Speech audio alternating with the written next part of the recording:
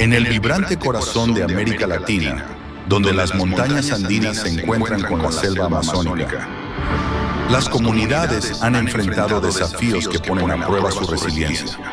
Desastres naturales, crisis sociales y emergencias sanitarias han golpeado la región. Líderes comunitarios, organizaciones locales y voluntarios han sido los primeros en responder.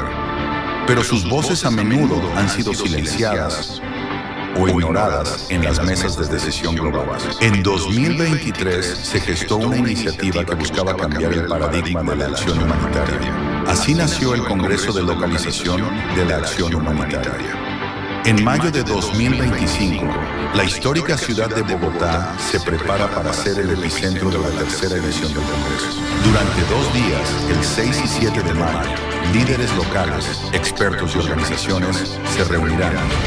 Este Congreso no es solo un evento, es un movimiento.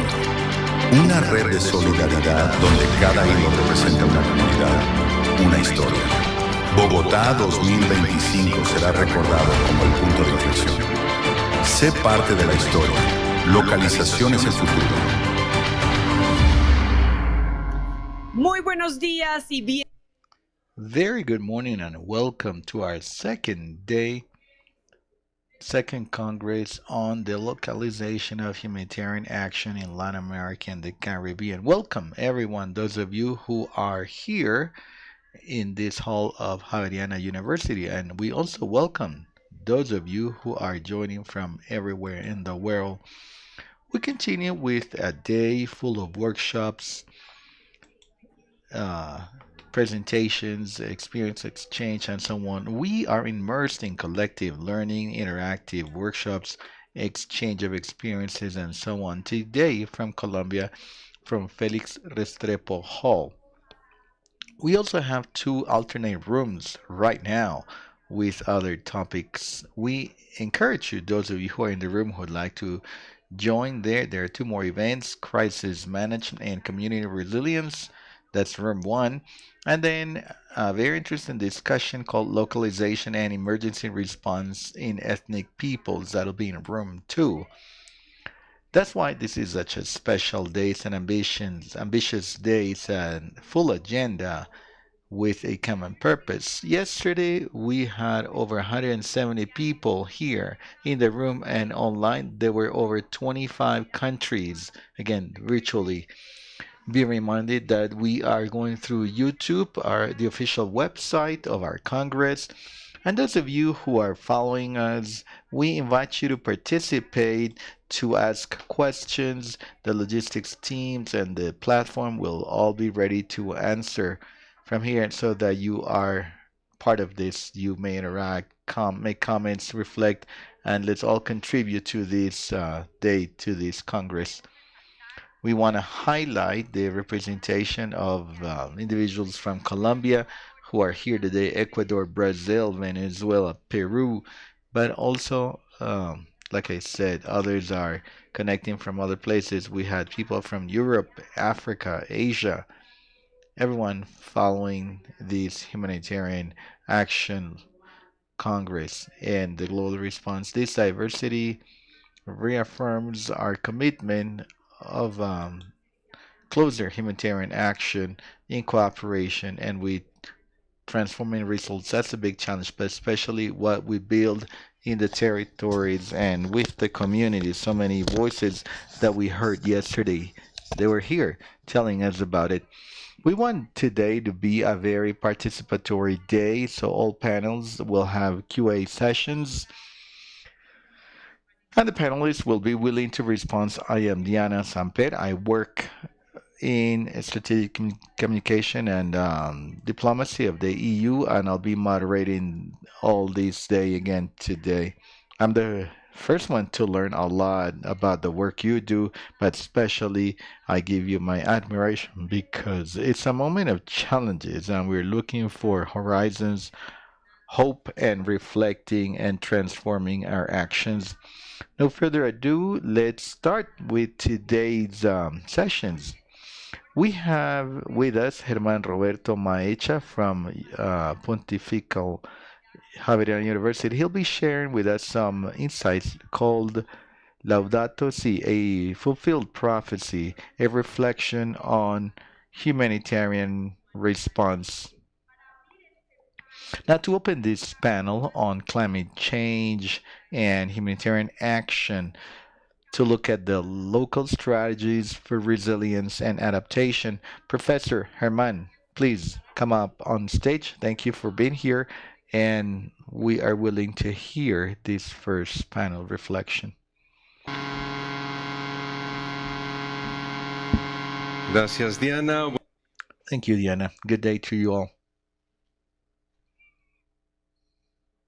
Where should I point this at? Okay, well, the presentation loads. Just some images that'll be showing the text, that'll be accompanying the text, so I don't fall into the temptation of teaching to start to talk and deviate. I wanted to prepare a text where I want to present some reflections. When I was invited, by the way, I thank for the invitation.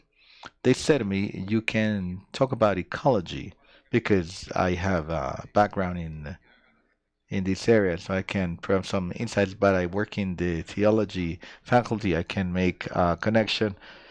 Yes, Laudato Si, that's the name. And when they asked me about speaking about this and giving a title, that was the first thing I could think of prophecy fulfilled. Okay, let's see. Where am I pointing at?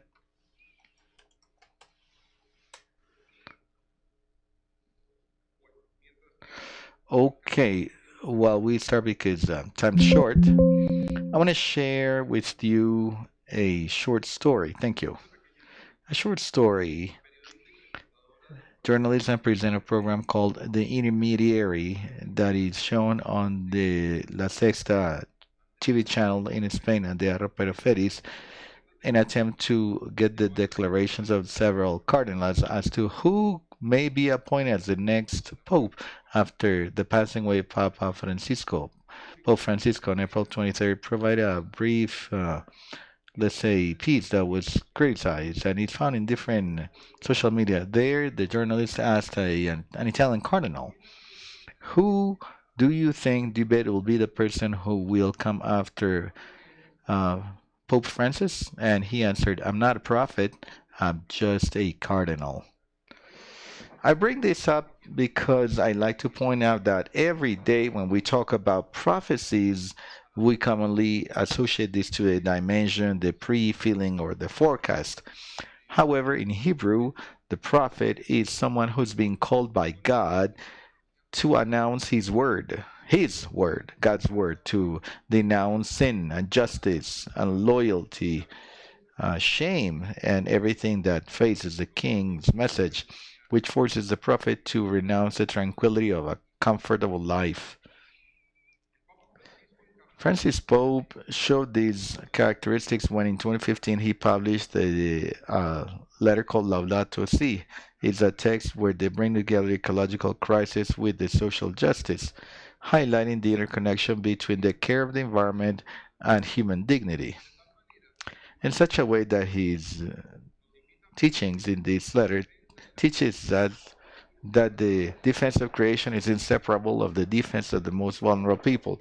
Number 139, it reminds us that there are not two separate crises, an environmental one and a social one, but it's one single social environmental crisis. That's why he suggested this concept of a integral ecology, which has all kind of factors, social, cultural, and economic.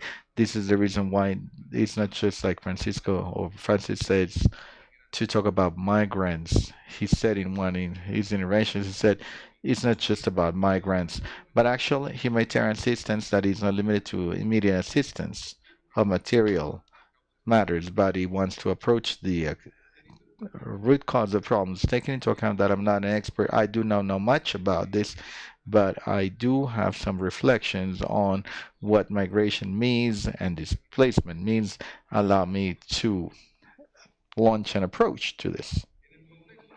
In the human context, migration and displacement are two notions that imply the movement of individuals, but with motivation and circumstances that differ. The first one, migration, takes place as a voluntary decision driven by factors such as the search for better life conditions, economic opportunities, or family reunification. However, the second one, displacement, is a forced movement caused by armed conflict, generalized violence, or natural disasters, which force people to leave, to flee from their homes and their work sites suddenly and involuntarily. As a result, while migrants tend to have a plan and idea as to where they want to go, the displaced people they need to look for shelter and security in an unknown place. Migration is a phenomenon that has accompanied life since it appeared in the earth on Earth. Archaeological evidence has allowed us to identify the way people did it in the past, both people and animals in remote times.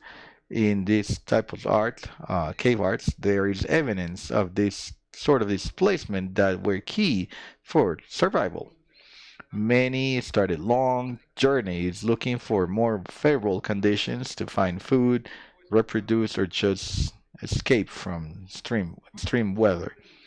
Pope Francis, in Laudato Si, number 25, says that the changes in climate causes the migration of animals and that of that can always adapt, and at the same time, this affects the reproductive rights of the most vulnerable ones and the poorest, who also have to migrate, given the uncertainty in the future of their own lives and their children's lives. It's a tragic number, increased number of migrants that flee because of misery and poverty, because of environmental disasters. They're not recognized as refugees in the international conventions, and they carry the weight of their lives that they abandon, and they don't have any protection in the policies. This shows the close relation there is between human beings and nature. This is why human groups, hunters, collectors, pickers who depended on plants and animals such as for their source of food, they started long journeys that they had to pay attention to the teachings of nature, as shared by Jeremiah when he states that up to the seagulls they recognize the seasons in the sun. Also, seagulls and others they remember the time to migrate. As time has gone by, the scientific progress has contributed to the development of technology such as radars, antennas, and radio transmitters, with which we can today mig- uh, trace the migration routes of some species with accuracy. However, the same technology has shown how, in the last 70 years, these big migrations have lessened because of the reduction in individuals as a consequence of the changes in the planet's conditions. At the same time, there's been an increase in the migration of human beings as a result of aggression and violence. Again, Pope Francis says in paragraph 25, unfortunately, there's a big indifference because of these tragedies that take place right now in different places in the world. The lack of reaction to these dramas of our brothers and sisters is a sign of the loss of that sense of responsibility for our counterparts, our fellows that any civil society is founded on. The causes of these displacements are diverse and they start from natural resources, sudden disasters such as floodings or earthquakes, to more gradual processes such as the drought and the soil degradation. While it's true that most people who are displaced by these situations remain within their own countries, the displacement because of ecological and environmental causes represents an increasing concern globally.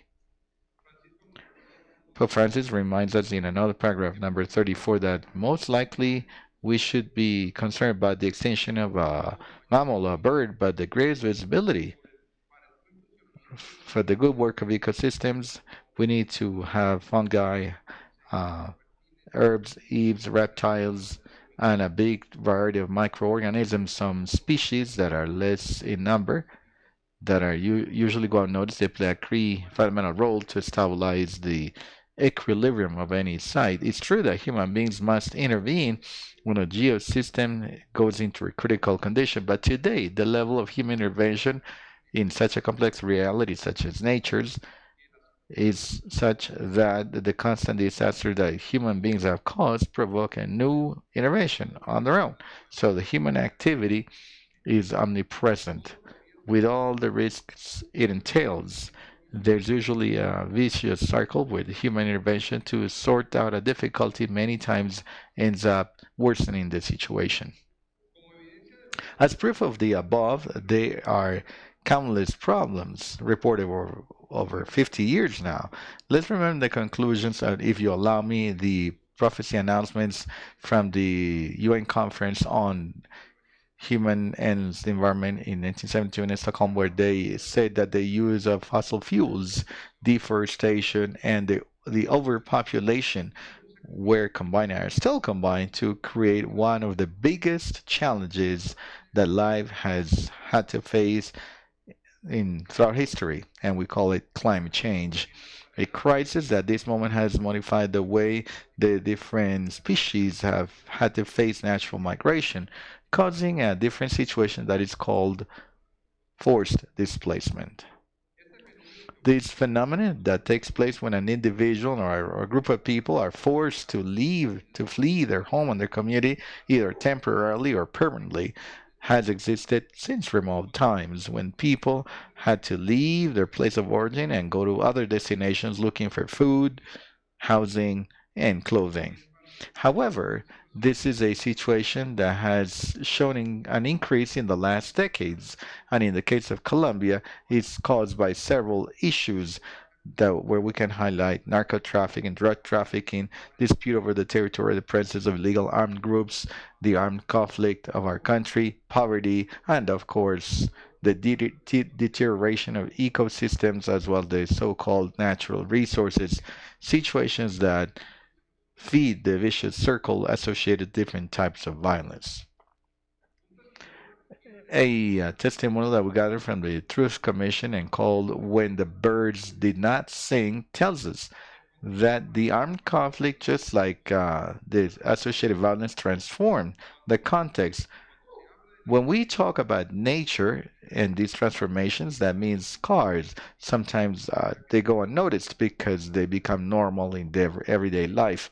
The landscape means a comprehensive way how human beings perceive with the senses what the world around them. The places look different, they smell different, you hear different voices, trees marked by rubber industry, a lot of explosions, or forests consumed by fire. Similarly, many other types of violence, such as mining, mass deforestation, glyphosate, this changes the physiognomy of mountains and waters. As a result, the expansion of illegal crops that we link to drug trafficking seems to be the cause of deforestation of big parts of land as well as the pollution of different ecosystems, which at the same time has impacted the means of existence. They have the habitats and cultural dwellings of communities. There's an increased level of vulnerability related to food insecurity, access to basic services, and of course, the psychological trauma. Another testimonial tells us that war did not only impact the people, it also impacted nature. Forced displacement caused deforestation, inappropriate practices by the parties. For example, they used to burn bees to protect crops, and we began to let people see that if bees died, we had to, or we would last less or shorter here on Earth. We wanted to take care of nature. And we began to tell people that pollination was important. And that's how we started with this process of 2 years with 140 beehives. And then we benefited, 74 families benefited from that project.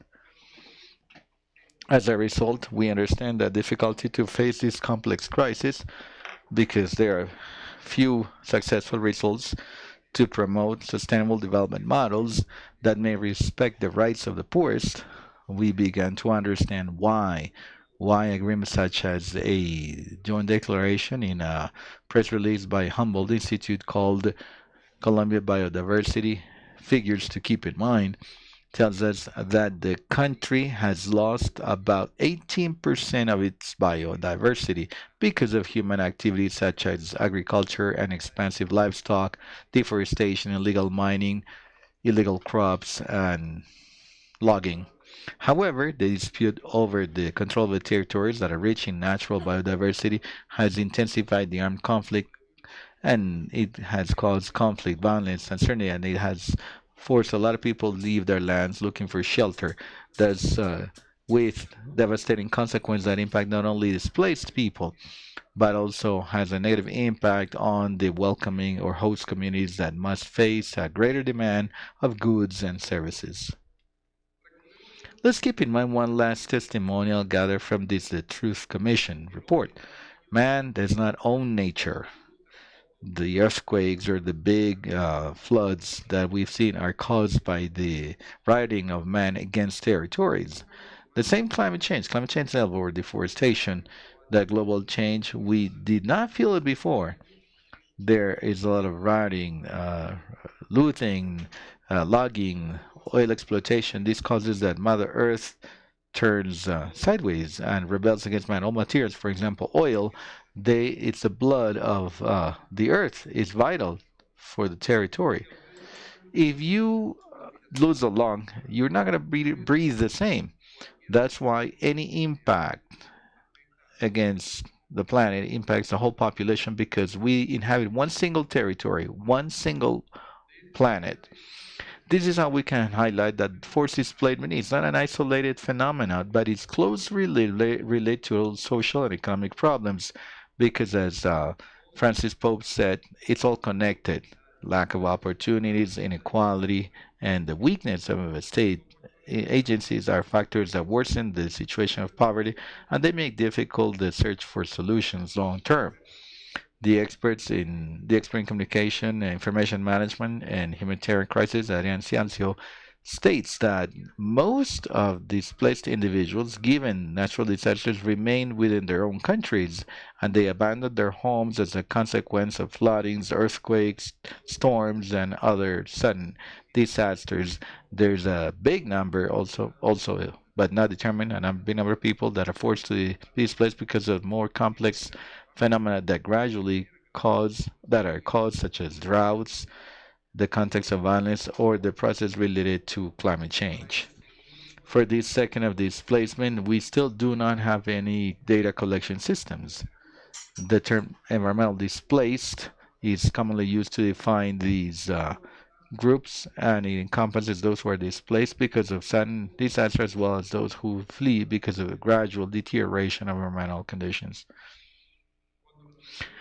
When people are forced to leave their homes because of severe issues such as wars or natural resources, it's time to bring assistance immediately. This aid tends to ease their suffering, regardless of who they are or where they come from. The main objective is that they won't suffer anymore, that they feel safe and that their dignity is respected as individuals. It's very important to realize that the planet's health, the well-being of people, it's all connected.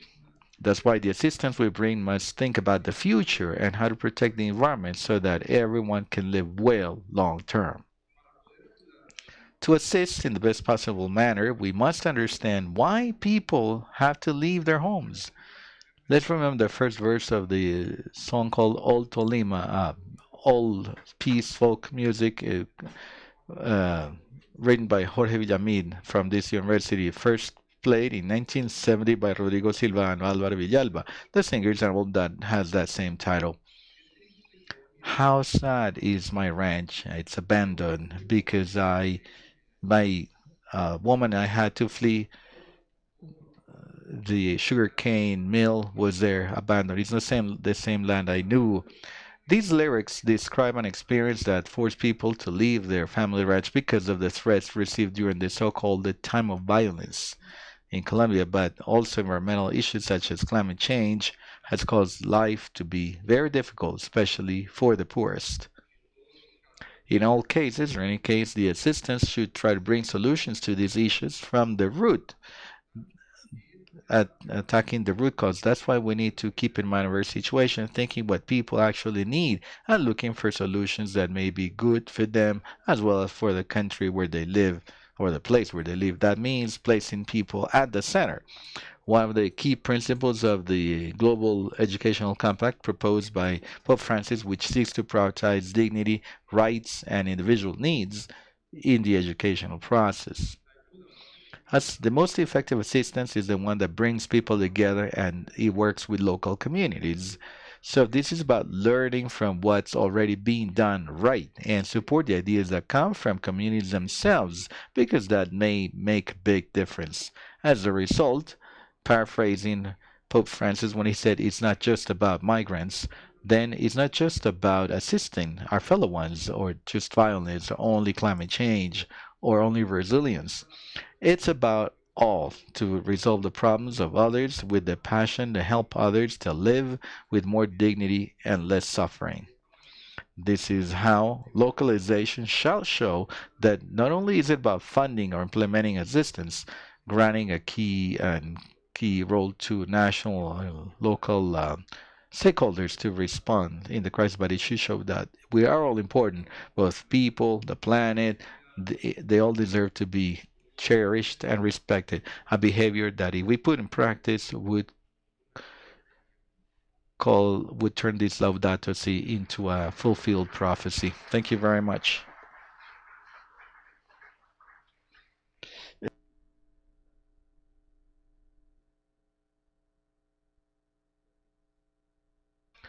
Thank you very much for this interesting, let's say, appetizer for reflection. Very timely. So it gives us time to react, to hear some reactions from the audience.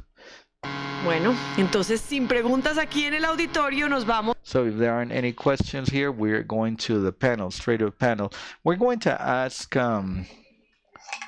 to, you know, not to use your phones and also to focus so that we can enjoy the contents that the panelists have prepared. Okay, that we may pay attention, that we can participate actively. So we're going to start with this panel, humanitarian action. Well, it has many gaps and challenges. That's what we've been saying since yesterday. And this panel called Climate Change and Humanitarian Action, Local Strategies for Resilience and Adaptation. Okay, we're going to explore different experiences from Colombia, Brazil, and Peru around how the communities and institutions, organizations are responding locally to the effects of climate change. All of this is the preamble after the Laudato Si, the letter from the Pope. We have experts with a long history in risk management, agroecology, meteorology, and sustainability, who will be sharing the approach and the key tools to strengthen the territorial resilience. We have here some speakers who are here in the room. I'm going to invite them to come here. Maria Consuelo Vergara, Senior Specialist in the Risk Management Area and Rehabilitation of Means of Life from FAO. Maria Consuelo, welcome. Thank you for being here. Maria Margarita Sierra, Professor from the Environmental Engineering Faculty at Colombia Cooperative University. And we have Christian Uzcategui, an MS in Meteorology, the Direction for Knowledge and the Risk of the UNG in Colombia. We also have with us virtually, because it's a global congress where we're going to hear a lot of experiences, we have Carlos Magno from Medeiros. He coordinates social mobilization at the Agricultural Development Center, Savia, and Sea Amarillo platform, Latin America. They join us from Brazil. Welcome. We have him online on the screen and also online. We have Victor Urel Rengifo, National Coordinator of the project, the Sustainable Amazon Program, Resilient Communities of Caritas, Peru. The mission and the moderator of this space will be Shirley Rocha from Aviudea. Shirley Rocha from Aviudea, leading us about these reflections as to how humanitarian action may be adapted and it can respond to the climate reality of our territories. Shirley, go ahead. Thank you for being here and welcome. I want to thank everyone for being here. Thank you for coming today. Well, as Diana said, I am Shirley Rocha. I'm a focal point of the Association of Biologists of Atlantic University. We are part of the Together project. And today, I'd like to tell you a little bit about this. It's been over 20 years since I started working on adaptation programs and projects with an approach to humanitarian action. Today, together, next to these five professionals that have joined us today, we'll be discussing very interesting topics, very relevant, such as adaptation to climate change. Thank you. I want to thank Germán for the reflection he shared with us. Very telling preamble about what's happening at the moment with all of these changes, climate change. And unless we take action soon, as of now, our actions will not be reflected and we won't have a habitat that would meet our needs as human beings. As I said, I'm joined by three speakers here in the room. They've been working on climate change. I'd like to welcome them all formally. First, Maria Consuelo Vergara, Senior Specialist from Risk Management and Livelihoods Rehabilitation from the UN, as we call it, the FAO. They've been doing very great projects with our most vulnerable communities. Welcome, Maria Consuelo. Then Maria Margarita Sierra, an environmental engineer, MSc in environmental sciences, and a professor of two faculties located in the Caribbean coast, Cooperativa de Colombia University and Magdalena University, with wide experience in restoration processes or ecosystem restoration processes. And then Christian, thank you very much, Christian. Christian Euskategi from UNGRD, representing again a national risk management system in Colombia. He's come to tell us more about this sad reality that is impacting our ecosystems. And then since our Congress is from at the international level, I'm joined by two wonderful people, two guests who have come from Brazil and Peru. From Brazil, we have Carlos Magdo de Madeiros. He's the mobilization coordinator at the Agroecological Development Center called Savia. And so welcome, Carlos Magno.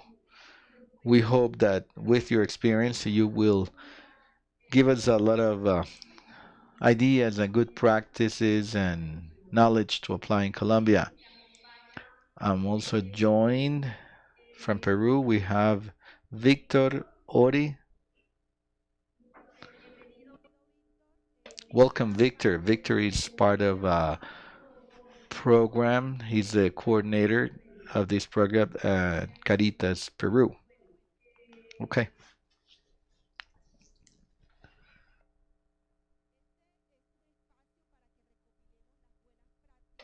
This is a session to talk about good practices being implemented in strengthening adaptation, climate change adaptation processes in vulnerable communities. There are declarations, there are letters on climate change, There are different spaces such as this where we discuss the great impacts of climate change, where we in the communities where we serve throughout the world.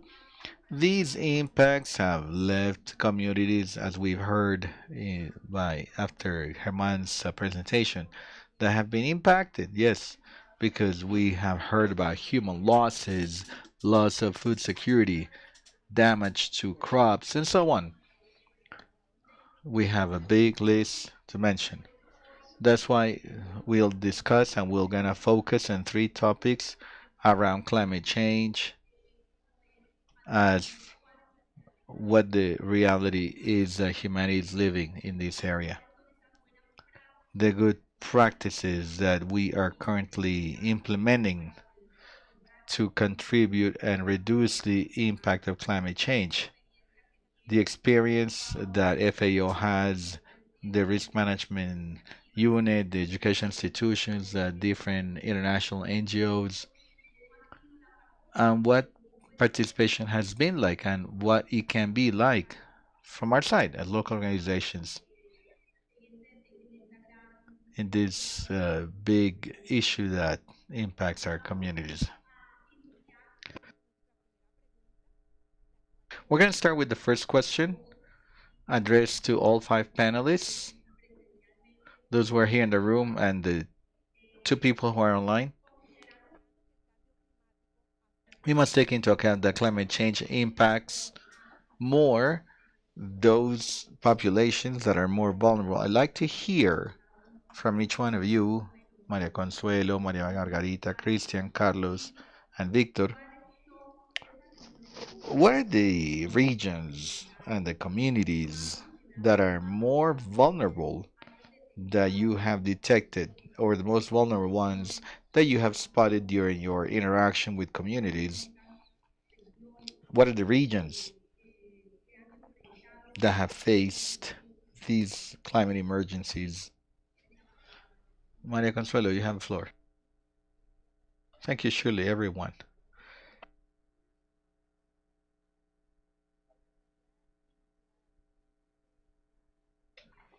Before talking about this, I like to talk about the agricultural sector. Why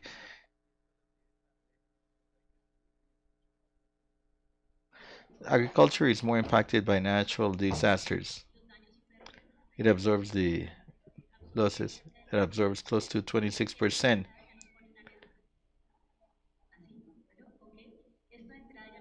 This is an alarm to understand that the impacted population is small growers, and they are the ones who produce, I mean, world, both men and women, they produce 60% of the small agriculture. That's 60% of the food in the world. So it's a key topic of our attention. I'd also like to emphasize and say that in spite of the fact that climate change is already impacting us all, and we will get in more and more impacts in the near future, climate variability phenomena such as El Niño, La Niña, the boy or the girl, they cause loss and damage. I have figures of the last La Niña, the girl, from 2020 to 2023, focusing on the analysis of FAO. We find only in this last case that 2.2 million hectares and productive hectares of crops and pastures where we grow food for people and for animals were completely or partially deteriorated. 6.1 million of animals were lost. And we have 8.2 trillion Colombian pesos in the agricultural sector in Colombia. This is figures in Colombian pesos. According to what we analyze and the Colombian information, what we see based on our experience, we see that the most impacted population is them, the small growers, the small farmers, peasants in Colombia, the area called La Mojana, the Andean region, the Orinoco. These are areas that produce food, but they are also facing several climate variations. As a result, they have received losses. So there's impact on security and food sovereignty of our territories. It's also important to take into account that the African Colombian populations, indigenous populations, rural women We also find a great deal of the impacted population. The indigenous peoples, they have double problems: internal armed conflict and violence, also difficulty to access territories. So they're prioritized when we can intervene and we can call for urgent action. About women, rural women, and young people, we have found that the the difficulties associated to gender, and so there are important difficulties in the access to land and funding.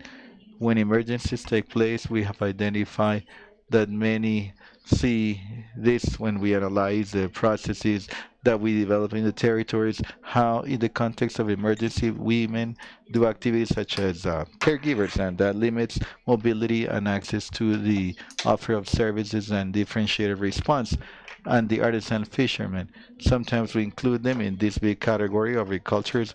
All of these people who grow food in rural areas and they are made invisible. People who do fishing and aquaculture. We have an important number of people who are being impacted, especially fishermen, because of the increase in temperature in the case of Colombia in the Pacific coast. Or the ocean, of course, this impacts the resources that they are extracting to support their families and for food security over in our countries. Thank you very much, Mario Consuelo. Thank you. You have told us about these communities. Go ahead, Maria Margarita. Okay, very good morning, everyone. Thank you very much together for the invitation, for showing and creating these spaces that allow seeing the participation of the academia in risk management and climate change. Okay, I had the fortune of working, that was about 5 years ago, with fisher communities in Santa Marta wetlands. It's an important ecosystem. It's been classified as the Ramsar area. It's a biosphere reserve declared by UNESCO as such. As Maria Consuelo put it, it's subject to the climate variability that we're facing. The communities that are being impacted in there is the fishermen, the traditional fisher people, they have their main business and means of life to extract to make a living. So all these issues about high temperatures, the child phenomena, it has caused that the fishing activity is reduced and there are poverty circles in this area of the Ciénaga. I can also highlight that Ciénaga gathers wonderful biodiversity. It's considered a national airport of birds. This swamp, it's very rich in mangroves. Let's keep in mind that the mangroves are ecosystems that may capture up to 10 times more CO2 than a tree or a traditional forest. And that allows us to be strategic ecosystems to fight climate change. Now, within the Ciénaga Grande, the big swamp, there have been some humanitarian action projects. I can highlight one specific project where we participated with the Association of Biologists from Atlantico University. It looked at restoration of 34.9 hectares of mangrove forest with the support and participation of the communities, both women, homemaking mothers, and fishermen or fisher people to structure community nurseries of mangroves to be able to restore degraded areas given the climate variability they had suffered consequences. So it's a project that is to highlight in the region. Actually, the communities we work with, they are points of reference. How to adapt to climate change in an efficient manner, and especially highlighting the voice of the fisher people and the voices of women, those who know the territory and they contribute to these conservation efforts. No está llegando. Thank you. Thank you to show based on your experience with the risk management unit. Thank you, everyone. Thank you for inviting me.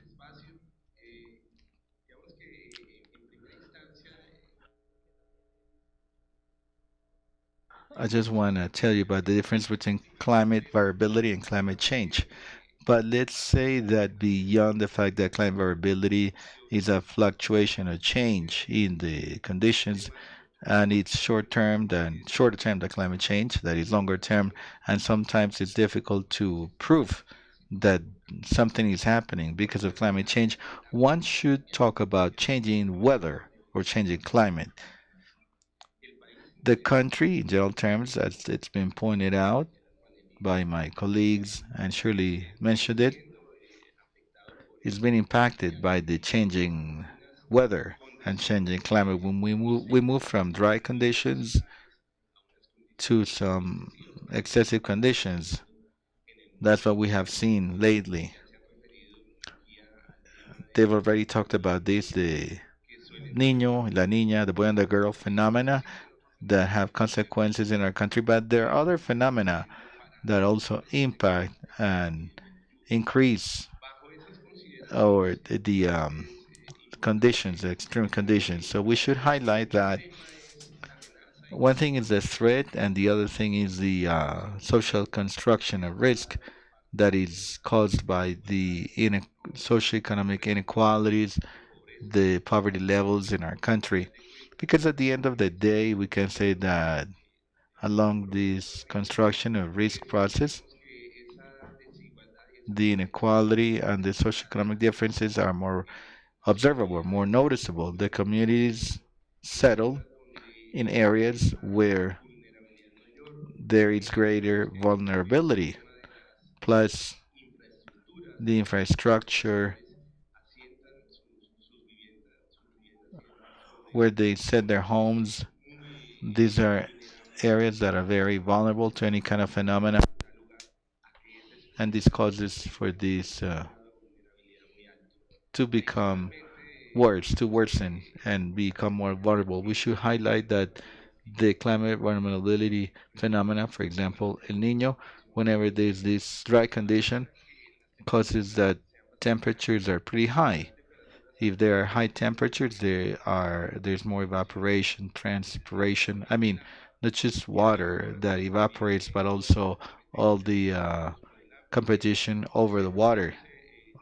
We human beings compete over it, and it translates in little production. And there, as Maria Consuelo said, what she said that relates to food security, that tends to be reduced. On the contrary, when we have excessive rainy conditions, we can get to floodings, sudden floods, and mass movements and landslides, in addition to threatening food security. They also impact the lives of all beings, all living beings. So this is also associated this condition of social difference, but also access to information. Access to information turns into a situation that makes it difficult for communities to advance with very more assertive decisions, with solid basis as to what can come to be able to act. Thank you, Christian. I'd like to hear from Victor. Victor, can you hear us? We want to see you. He is the national coordinator of the Sustainable Amazon Resilient Communities from Caritas Peru. Victor, can you hear us? Are you there? Yes, good morning. Can you all hear me? Can we see Victor on the screen, please?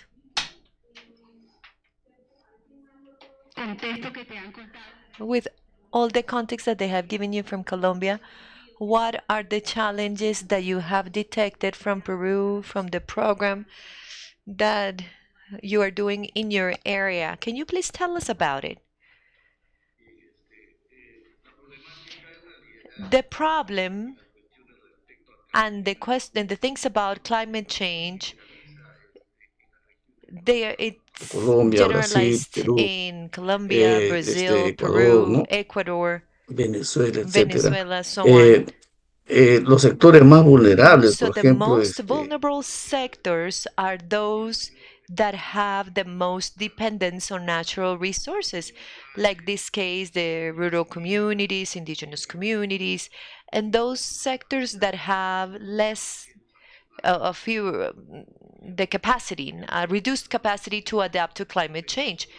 So women, the elder, are more affected, children are more affected. So here in Peru, like in other countries, we are exposed to hydrometeorological threats.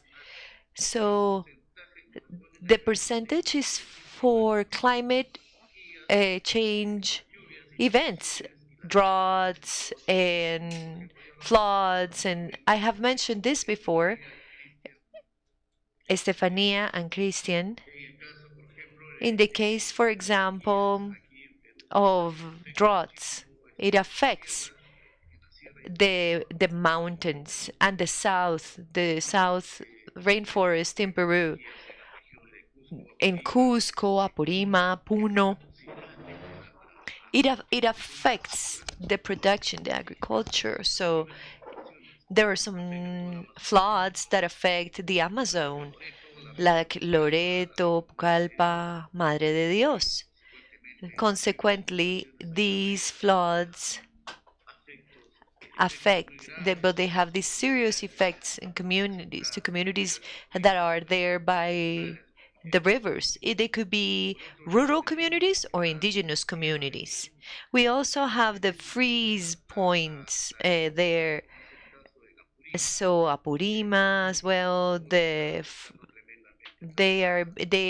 frosty areas are just really, really affecting us. Droughts are affecting there in the rainforest. For example, in our forests, this is where like last year, there are more than 3 months of droughts. So our forests are deteriorated fast, and there are a lot of dry leaves that could bring forest fires. So this brings an impact in our forests in the areas that are there and in communities as well. So basically, vulnerable sectors are agriculture,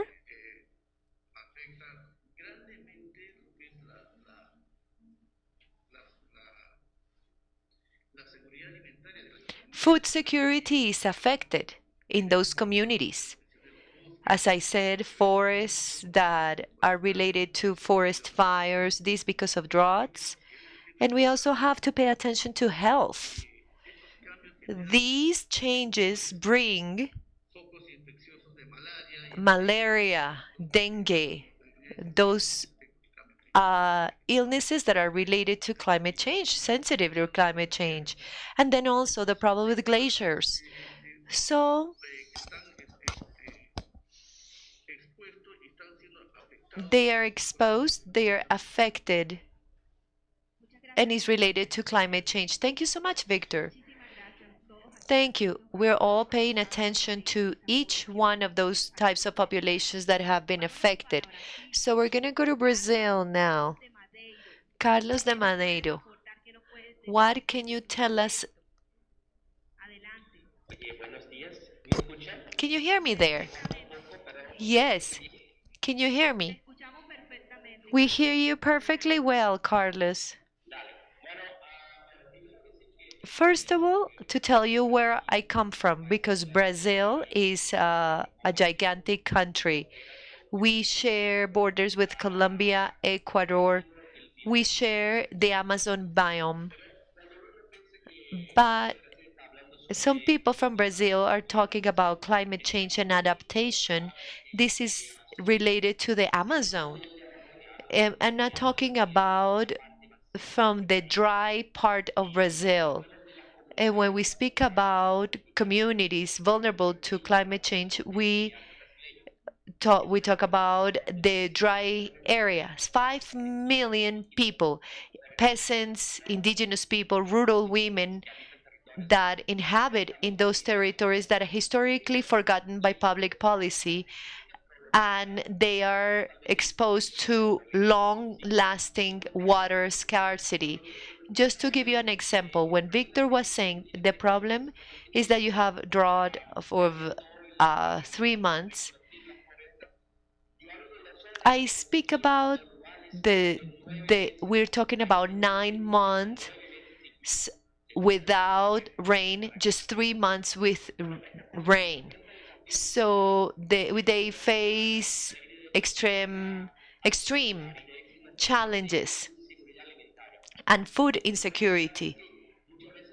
Many times they are not seen as priority in response to climate change. Like they say, they are the ones that suffer most the crisis of climate change. They are the ones that have contributed throughout time to them.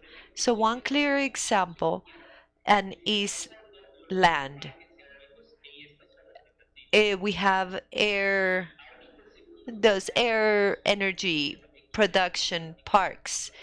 So we have climate equity, a planet for 99%. The annual emissions of 1%, they they they have 1 million air turbines. So we're solving the problem with this is not absolutely true. So there are important obstacles in those territories: the structure, low connectivity, the emergency, how drought that is very, very silent. The main hindrance is lack of financing for climate adaptation. We are not in the victim's place. We are protagonists of these stories, and there is hope. I'm not saying that there is lack of hope. This is an important asset. So if we react to all of this, in 1999 we founded the Semiari articulation to fight the convivence. Is living with this. Is not combating, but is how we co-live with this natural environment. So that is the biggest problem in dry land in the world. They have collected billion and billion of waters have been the liters of water have been collected. So women walk sometimes to get water. So the most effective strategies are those that start of local protagonism, that they respect traditional knowledge, that they change for intervention to co-live with the territory.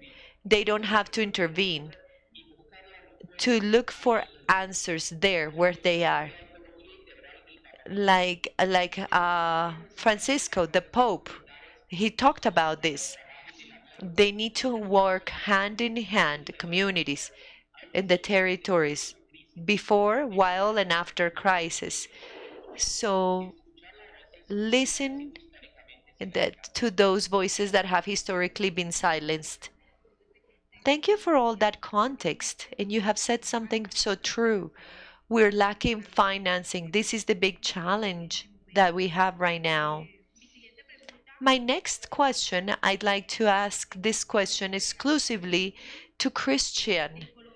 In Colombia, we have the risk management unit focuses on disaster reduction, and within their initiatives there will always be reference point monitoring based on identification and characterization of risk scenarios. What does the unit do about this, Christian? Well, when we talk about climate change, climate variability, data is key to say whether we have this trend, so that we have events with higher frequency or not. So many times we speak about climate change and climate variability, but in the end, this is not demonstrated whether we are in an extreme or mid-extreme event. So this is one point. Another point is the impact because of vulnerability that we've talked about in this space. But in terms of monitoring, the National Unit to Manage Risks and Disasters goes for data because data is important to build knowledge and risk scenarios. Therefore, they have resource allocation to strengthen forecasting and warnings at IDEAM, the Hydrometeorological Institute in Colombia, so that there is satellite information real time about 180 stations. They have resources coming from the unit. In addition, radars, meteorological radars, they are key for early warnings, remembering that IDEAM has 4 meteorological radars in the country, that preventive and corrective management has happened because of the resources with that agreement. And then we have strengthened the technological area. It's not just having the data, how to store it, how to have processes, the platforms where you can see the information and so on. Christian, excuse me. We as locals, those of us who work and we conduct actions to reduce climate change, how can we access? It's so difficult to us to access that information. Can you please tell us how we could do it? Time is almost done. I mean, it's over. We have 14 minutes. www.ideam.gov.co. You have the right-hand side menu. You have bulletins and reports. When you go to those 2 links, there is a lot of information that IDEAM is producing different periods of time. Let's say information every hour, every day, every week. So that information contributes to territories. Now, any questions that there may be, there is this office at IDEAM that is the warnings office, forecast office. It's 24/7, 365 days a year, because if there is any signal, because there is an event, it can be queried there. That interaction, that relation that must be there with IDEAM is key, because in the end, from that monitoring, they can have the national context, but the people on territories, they are the ones who know their threats, their all the different risks. So let's be a little more brief. Victor, what about greening? How does Peru combat deforestation?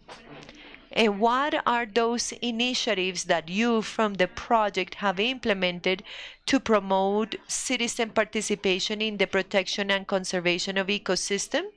What is the main opinion you can share? Remember that the challenge there is when there is effective articulation. We have the state, the academia, the the foreign other countries, and civil society. Peru is implementing a series of strategies and measures to combat deforestation.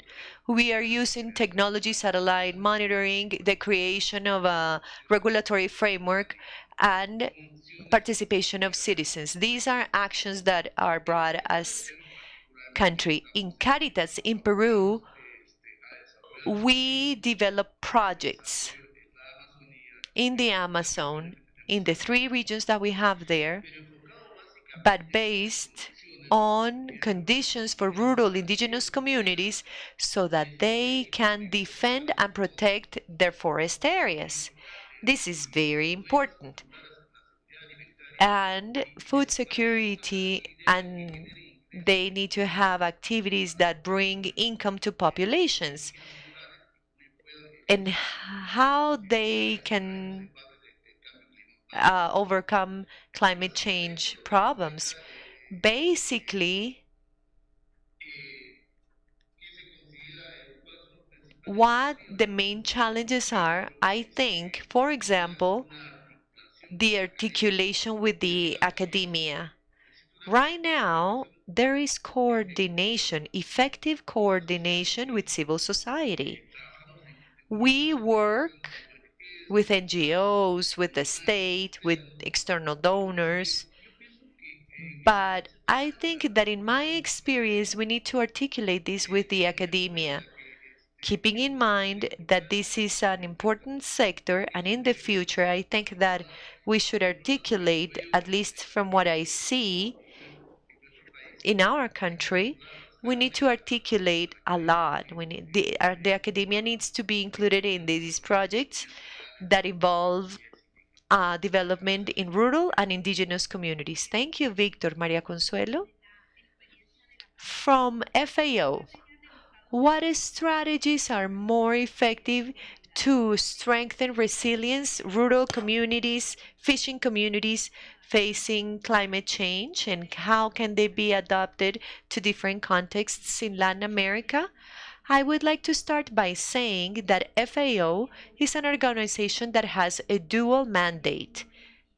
We have development and crisis management. We can have technical cooperation specialized in agriculture, food security, but in this risk management to reduce, to protect those livelihoods. But when there is also impact, to be able to support actions that are not even so common.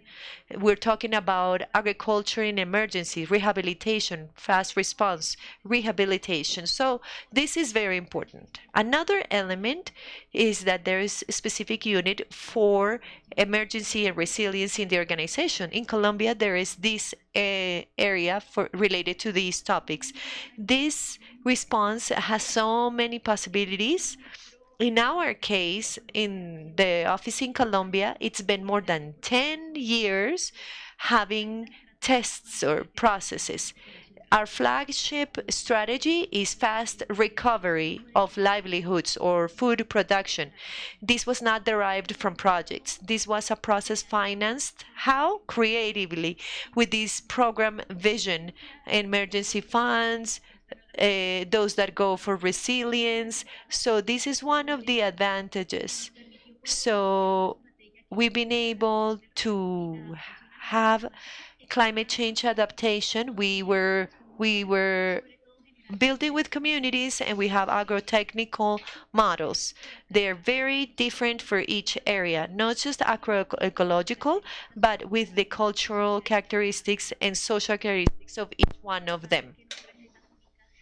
There are not any single recipes to fight and to produce strategies. There are many opportunities to adapt to different contexts in our countries throughout Latin America and the Caribbean. And we notice that there are common proposals today. In the last few years, we heard a lot about adapted agrosystems. There are different initiatives throughout Central America, for example, Bolivia and others. In Colombia, we found that one of the extension methodologies, we talk about the field schools. In our case, we've identified the extension methodology for community training centers. Entails the opportunity to integrate different species, to integrate production with agriculture, a way of nutrition. These are community areas where we test different techniques and technologies where we can add science, of course, the knowledge of the communities, and we can see what the reduction measures are and the most effective adaptation measures. These developments take place in different places of the country, like I said, with a very territorial approach. Okay, thank you. Our professors are today at the state of the art, driving these initiatives that Maria Consuelo tried to mention. Their climate change adaptation mitigation measures. Maria Margarita and Christian, you as professors at the university. We have little time, but I'd like to hear you very briefly. 2 minutes. You as te teachers, what are good practices you have identified from the academia to fight climate change, to adapt? In the academy, particularly at the Colombia Cooperative University, we see territory as a big live lab. So we launch initiatives, field trips, research, and this participatory strategy. We place community at the center, and they turn into multipliers and teachers, trainers of students to go to the territory to produce different initiatives and research. I like to highlight a significant experience that we do at the university, and it's to bring students from the engineering school, bring them to the populations around the Santa Marta big swamp.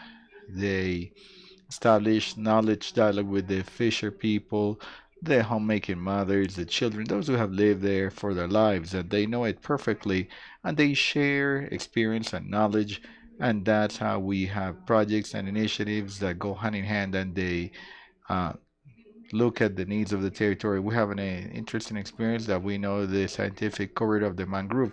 So students go there to Santa Marta Swamp. They get to visit the nurseries of mangroves. They have the demonstrative experience to fill the bags, identify the mangrove species. They run the process to sow and contribute, probably so I'm improving degraded areas that fisher people have prepared in advance for us to live the experience. They have waste collection days with the community. So we see the articulation between the ancestral knowledge that is equally important than the scientific knowledge from the academia. So based on that, we make contributions to environmental governance to these communities, and we articulate and strengthen the academia and the territories. Thank you. Christian, very quickly, I can tell you that we look at natural disasters and development. We've done work with the community, not only to transfer knowledge on risks, but additionally, we take into account nature-based solutions. So it's important to take into account the interaction with the National Risk Management Unit. And we promote the production of a guide, some guidelines. We've been working on that to design projects. It's guidance for projects, precisely with NBS, nature-based solutions. In the end, this contributes to adaptation, to climate change. It contributes to strengthening local capacities, and of course, it helps sustainability and it helps reduce the loss of biodiversity. Thank you very much, Christian. Okay, since time is against our interests, I'd like to end with the final question and listen to the two panelists who are in Peru and Brazil. What message would you like to share with the local organizations and the NGOs that are present at this panel about the relevance of their role in adaptation to climate change, and how can we begin to work more effectively and in more cooperation to face the current challenges? I mentioned Victor and Carlos, but anybody else who'd like to take the floor? Victor or Carlos, go ahead. You want to start, Carlos? Very, very brief. We're out of time. We're out of time. I want to remind us of a powerful sentence that say deep changes are possible if you're within. And that's where local organizations play a role. They're the heart of the territories. They respond with creativity, with assistance. Message I like to share is that there is no possible adaptation without social justice. Adaptation cannot be imposed as an office that in the global north telling us what to do here in the global south. That doesn't work. So we have learned that should be coordinated. It's hard to hear what he's saying. It's a road to face these climate change issues.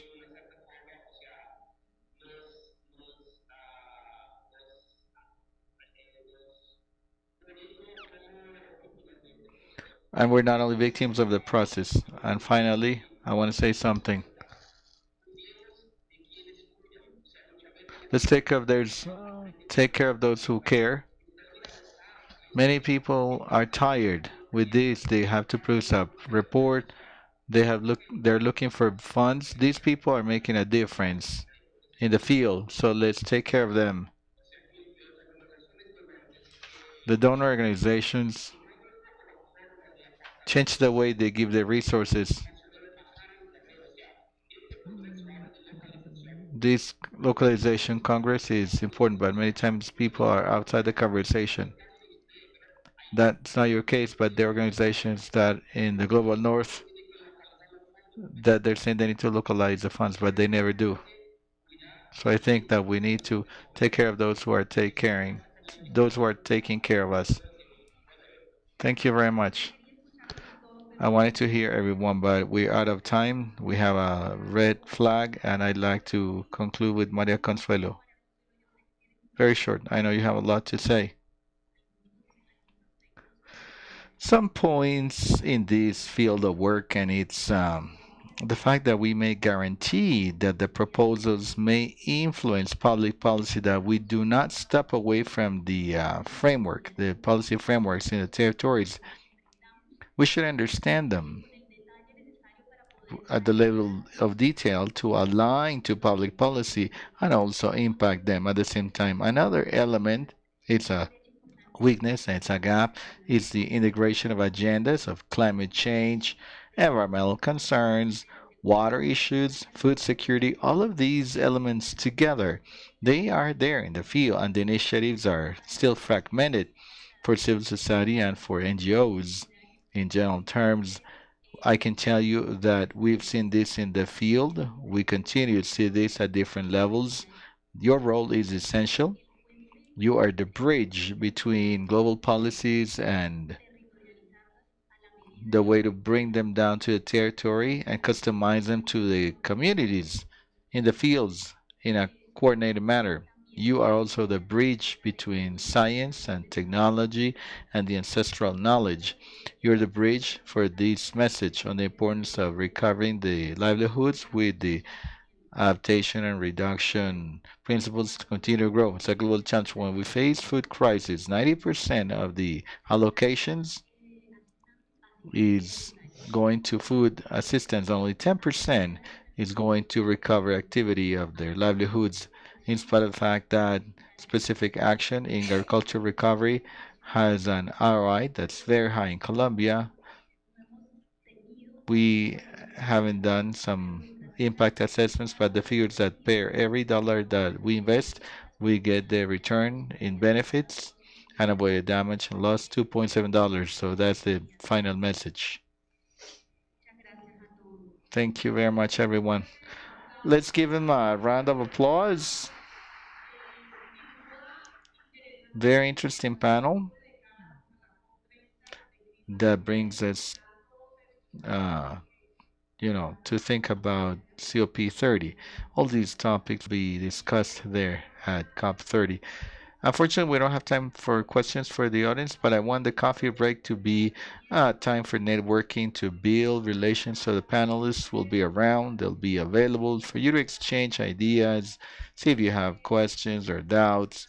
People who follow us online, do participate in the chat box, ask questions, make comments, so that the whole platform team can respond to you. They'll be willing and eager to answer. Before we go on to the break, there's a new participation mode. We did this with the Global Compact, but today, Johnny, I'm gonna give you the floor. You have the mission to close, pick up the commitments with tasks.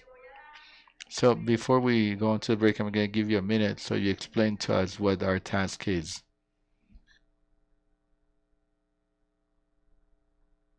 Thank you, Diana. New crises are coming.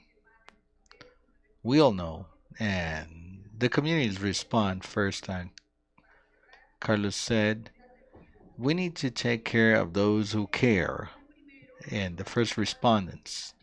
And they're still in silence. Their voices are not heard yet. So this Congress has brought very good news in the progress of localization, but there's still a lot to do. We have gaps to bridge, challenges to take on. What are they? We want to invite you to be the voice of the voiceless, those who have been silenced, the voice of your organizations. What gaps, what challenges still resound in this Congress? What are the main ones we should take on? And in the afternoon, we'll be in a very efficient dialogue in groups to see what commitments we take on to overcome the challenges and gaps. But right now, we ask that you use your right to speak because it's the most important part of this Congress to listen to you. What are the gaps and challenges that we have ahead of us? What do you hear again and again? So we have made available a link. It's an online form. You can find it through a QR code. They're going to show it on the screen. Yeah? Oh, there it is. So use this QR code and answer the question, what gaps or challenges do you find? And then in the closing session in the afternoon, we'll start by looking at your comments. Where to work, okay? Also, at the doors on the way out, you'll find the same QR code, and there will be some people from the logistics team that can help you or assist you in case you have any difficulty in entering your answers. Get their help. Okay? In the afternoon, to open the session, we'll be returning to you what you contribute now. Thank you, everyone, for your contributions and opinions. Okay, after these instructions, we cannot do anything but participate. It's everyone's responsibility, okay, to follow the agenda. You are welcome to enjoy a short coffee break. Those of us here, on behalf of the organizers of the event, those of you online, take a virtual break, and we'll resume our agenda at 10:30 sharp. Again, in our Felix Restrepo Hall of Javeriana University. Thank you.